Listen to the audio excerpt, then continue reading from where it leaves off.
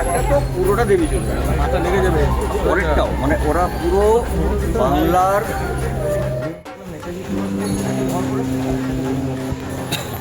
পুরো ইতিহাসটা তুলেছে, তার মধ্যে অবশ্যই সব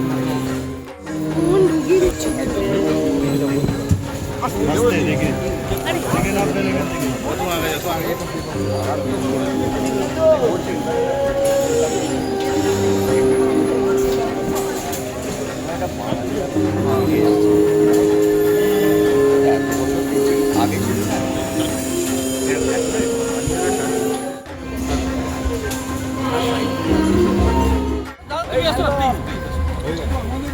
সবাই একটু ভালো থাকবেন, সুস্থ থাকুন, ভালো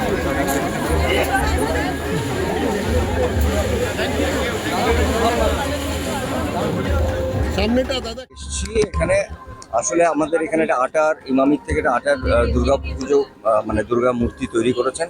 আমি ব্র্যান্ড হিসেবে এখানে এসেছি এবং এই পুজোটা আমার নিজের পুজো, এখানে পুজোর জন্য আসিনি। এখানকার মানুষদের সঙ্গে স্টুডেন্টদের সঙ্গে আমার অনেক বছরের সম্পর্ক।